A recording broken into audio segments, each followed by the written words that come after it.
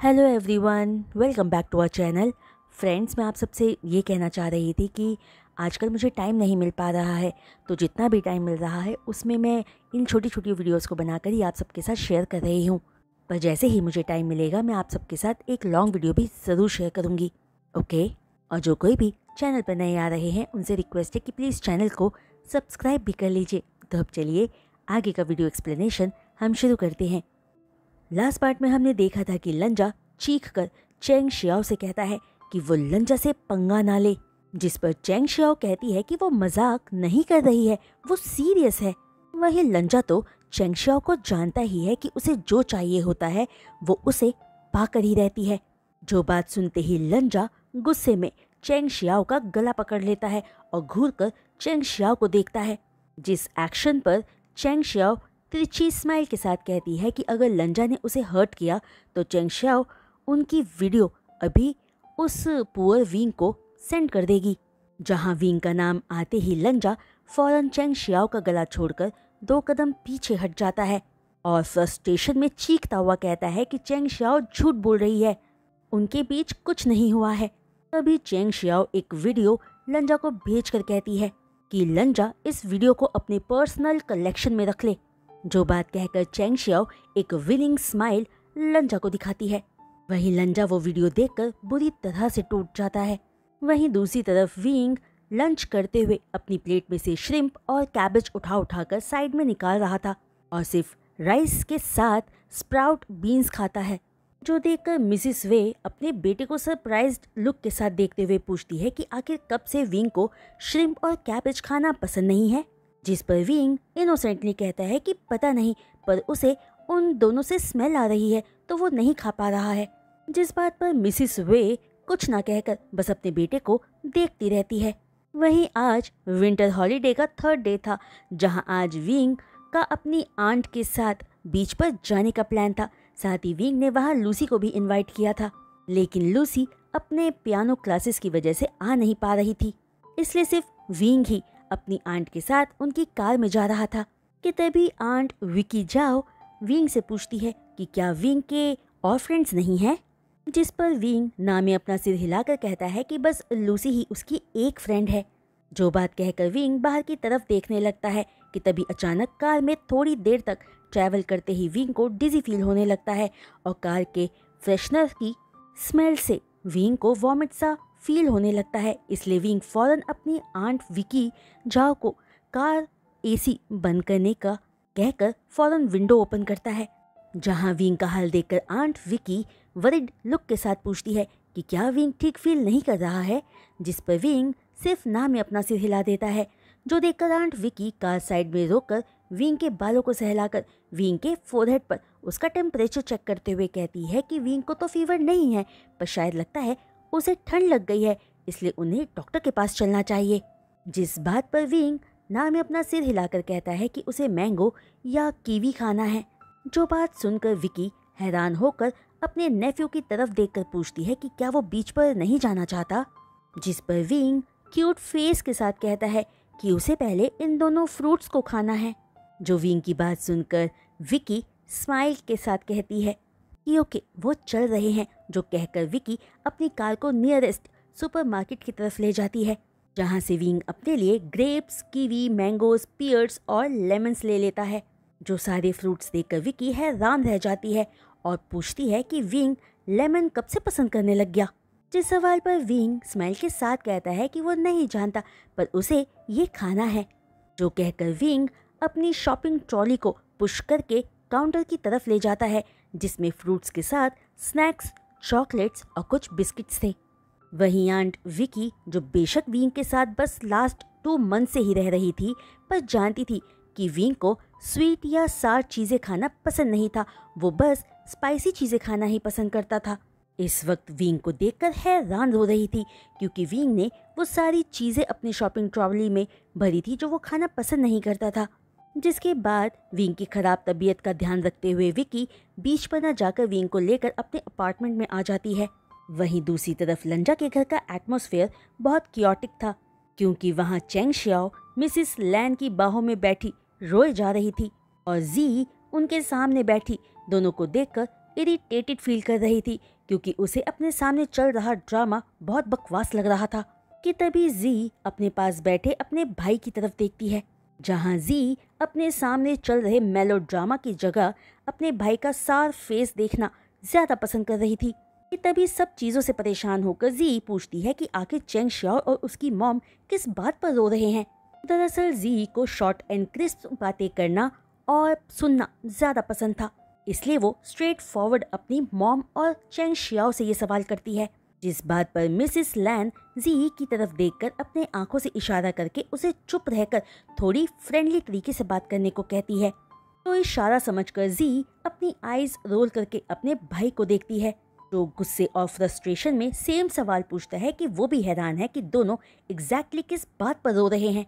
जिस पर मिसेस लैन चिल्लाते हुए कहती है कि दोनों नॉनसेंस बातें करना बंद करें, स्पेशली लंजा, जो चेंग शियाओ को हरास करने के बाद ऐसे एक्ट कर रहा है मानो कुछ हुआ ही ना हो। जिस पर लंजा कहता है कि उसके लिए सच में इस बात का कोई मतलब नहीं है, वो नशे में था, अगर वो सोबर होता तो चेंग शियाओ की तरफ देखता तक नहीं। जो लंजा का जवाब पाकर मिसेस लैन और गुस्से में पूछती है कि क्या होगा अगर चेंग शियाओ प्रेग्नेंट हो गई तो। जो सब बातें सुनकर चेंग शियाओ ड्रामेटिकली और ज्यादा रोने लगती है, जहां चेंग शियाओ की हरकतें देखकर जी अनॉयड फील करते हुए कहती है कि अगर एक बार इंटीमेट होने से कोई प्रेग्नेंट हो जाता तो दुनिया में इनफर्टिलिटी की प्रॉब्लम ही नहीं होती और हर घर में एक बेबी होता। जहां ये सब कहते हुए जी सोचती है कि अच्छा है चेंग शियाओ उसकी मॉम की बाहों में है, वरना जी चेंग शियाओ के बालों को नोचकर उसे बहुत मारती। तभी अपनी बेटी की बात सुनकर मिसेस लैन लंजा को देखकर फर्मली कहती है कि अगर चेंग शियाओ प्रेग्नेंट हुई तो लंजा को रिस्पॉन्सिबिलिटी लेनी ही होगी। जो सुनकर लंजा इरिटेटेड टोन में कहता है कि वो अभी स्कूल में है और वैसे भी कोई चांस ही नहीं है कि चेंग शियाओ इतनी जल्दी प्रेग्नेंट हो जाए। जो लंजा की बात सुनकर चेंग शियाओ और ज्यादा रोने लगती है, जो देखकर लंजा पूरी तरह से पिस्ड ऑफ फील करके, जो एक भी नजर इस वक्त चेंग शियाओ को अपने सामने देखना नहीं चाहता था, वो फौरन वहां से उठकर अपने रूम में चला जाता है, अपनी मॉम की शाउट्स को इग्नोर करके जो लंजा से वापस वहां आने को कहे जा रही थी। तभी जी भी अपने भाई के पीछे उसे फॉलो करके उसके रूम की तरफ चली जाती है, अपने सामने के बकवास ड्रामा को छोड़कर। इससे पहले कि जी अपना कंट्रोल खोकर अपनी मॉम के सामने ही चेंग शियाओ को उसकी हरकत समझाते हुए उसको उसकी जगह याद करवाती। तभी लंजा के रूम के डोर पर नॉक करके जी कहती है कि वो लंजा से बात करना चाहती है, जिस पर लंजा जी को अंदर आने के लिए कहता है। जो सुनकर जी अंदर जाकर देखती है कि लंजा विंडो के पास सैड फेस लेकर बैठा बाहर की तरफ देखे जा रहा था। जो देखकर जी अपने भाई के बालों को रफल करके पूछती है कि क्या वो ठीक है, जिस सवाल पर लंजा कहता है कि नहीं, वो ठीक नहीं है, सब कुछ मेस्ड अप है। जो सुनकर जी अपने भाई का हाथ पकड़कर उसे हिम्मत देने की कोशिश करती है, जो बुरी तरह से चेंग शियाओ के जाल में फंस गया था। वहीं लंजा जो ऑलरेडी विंग से रिजेक्शन आकर परेशान था, वो अब चेंग शियाओ के सामने मजबूर हो रहा था, जिसने लंजा के ड्रंक होने का फायदा उठाकर उसकी वीडियो रिकॉर्ड कर ली थी, वरना लंजा आसानी से चेंग शियाओ को सबक सिखा देता। इन सब बातों से परेशान होकर लंजा सैड टोन में जी से कहता है कि अगर एक बार सेक्स करने से कोई प्रेग्नेंट हो सकता तो लंजा चाहता है कि ऐसा विंग के साथ हो। जो कहते हुए लंजा सच में मन में सोचता है कि काश विंग उन स्पेशल मेल में से एक हो जो लंजा के बेबी को कैरी कर सके, तो लंजा फौरन विंग से शादी कर पाएगा।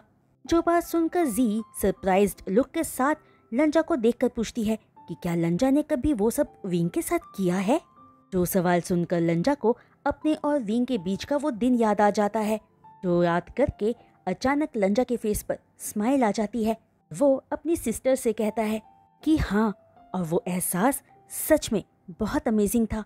जिसके बाद लंजा जी के साथ विंग की बातें करते हुए अननोइंगली चहकने लगता है, जहां अपने भाई को खुशी से चहकता देखकर और विंग के नाम से उसके फेस पर आता ग्लो देखकर जी को अपने भाई पर तरस आता है कि वो किस मुश्किल में फंस गया। कि तभी लंजा को एनकरेज करते हुए जी कहती है कि लंजा को अपनी हैप्पीनेस के लिए फाइट करना होगा, जिस पर लंजा फौरन कुछ नहीं कहता क्योंकि वो तो ऑलरेडी विंग के लिए फाइट कर रहा था, पर अनफॉर्चुनेटली विंग लंजा को रिफ्यूज कर चुका था। कि तभी लंजा को फिर से उदास देखकर जी आगे कहती है कि लंजा चेंग शियाओ की फिक्र ना करे, जी उसे हैंडल कर लेगी। जिस पर लंजा पूछता है कि अगर वो चेंग शियाओ प्रेग्नेंट हो गई तो? जिस सवाल पर दो पल चुप रहकर जी आगे कहती है कि अगर ऐसा हुआ तो लैन क्लैन का सक्सेसर होने के नाते लंजा को अपनी रिस्पॉन्सिबिलिटी लेनी ही होगी। जिस रिस्पॉन्स से लंजा परेशान हो जाता है, क्योंकि वो इसी बात से डर रहा था कि उसे कहीं उस बात की रिस्पॉन्सिबिलिटी ना लेनी पड़ जाए जो उसने ना ही तो अपनी मर्जी से किया था और ना ही होश में रहते हुए किया था। जो सब बातों को सोचकर लंजा अपने मन में एक फैसला लेता है कि उसे फ्यूचर में उस चेंग शियाओ से पूरी तरह से केयरफुल रहना होगा।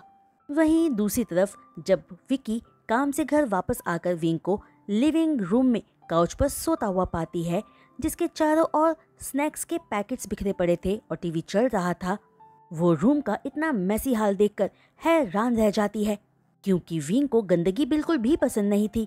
तभी विकी रूम क्लीनिंग सर्विस को बुलाकर रूम साफ करने को कहकर विंग को उठाकर पूछती है कि उसने पूरे दिन क्या खाया, जिस पर विंग नींद से उठकर कंफ्यूज्ड लुक के साथ अपनी आंट की तरफ देखता है, जहां विंग का स्लीपी क्यूट फेस देखकर विकी स्माइल के साथ विंग को पहले शावर लेने को कहती है, जिस पर ओके कहकर विंग जैसे ही वॉशरूम में एंटर करता है अचानक फिर से डिजी फील करने लगता है।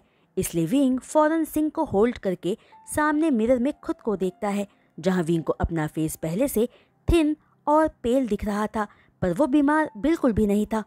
तभी अचानक विंग को वॉमिट सेंसेशन फील होते ही वो वॉमिट कर देता है और अगले ही पल विंग की आंखों के सामने सब कुछ डार्क हो जाता है और वो वहीं बाथरूम के फ्लोर पर गिर जाता है, जहां विंग की वॉमिट साउंड और उसके बाद कुछ गिरने की आवाज़ सुनकर विक्की भागकर आकर डोर पर नॉक करती है, पर कोई रिस्पॉन्स ना पाकर सर्वेंट को बुलाकर डोर तोड़ने को कहती है और दरवाज़ा टूटते ही विंग को बेहोश फ्लोर पर गिरा देखकर विक्की घबराकर फौरन एम्बुलेंस बुलाकर विंग को पास के बेस्ट क्लिनिक लेकर जाती है, जहां पहुंचते ही विंग को फौरन इमरजेंसी रूम में ले जाया जाता है और विक्की इमरजेंसी रूम के बाहर ही खड़ी होकर बहुत टेंस्ड फील करती है, जिसके चलते विक्की यहाँ वहाँ तब तक टहलती रहती है जब तक वो किसी से टकरा नहीं गई। जिस इंसान को देखकर विक्की फौरन सॉरी कहती है, वापस इमरजेंसी रूम की तरफ देखती है, जो देखकर वो हैंडसम मैन पूछता है कि क्या उसकी फैमिली का कोई अंदर है, जिस पर विक्की कहती है कि उसका नेफ्यू है अंदर, जिस पर वो मैन पूछता है कि जो अंदर है वो विंग है ना? तो सुनकर विक्की पूछती है कि क्या वो लड़का विंग को जानता है, जिस पर 19 साल का यीशुआन कहता है कि वो विंग की ही क्लास में है। तो सुनकर विक्की यीशुआन को वेलकम करती है और यीशुआन स्माइल करता है। इसके बाद दोनों ही वहीं इमरजेंसी रूम के बाहर बैठकर बातें करते रहते हैं, जहां यीशुआन अपने किसी बीमार फैमिली मेंबर से मिलकर वापस जा रहा था और तभी उसने विंग को स्ट्रेचर पर इमरजेंसी रूम में एंटर करते हुए देखा था, इसलिए क्यूरियस होकर विंग को चेक करने आया था। यहाँ उसकी आंटी से मिल गया। तभी एक डॉक्टर बाहर आकर पूछता है कि यहाँ कोई विंग की फैमिली से है, जिस पर विक्की फौरन उठकर डॉक्टर से कहती है कि वो पेशेंट की आंटी है, जिस पर डॉक्टर विक्की के पास यीशुआन को खड़ा देखकर एक मीनिंगफुल स्माइल के साथ कहता है कि एक गुड न्यूज़ है, विंग 9 वीक्स प्रेग्नेंट है। तो अब यीशुआन को अपने पार्टनर का अच्छे से ख्याल रखना होगा क्योंकि विंग की बॉडी अभी वीक है।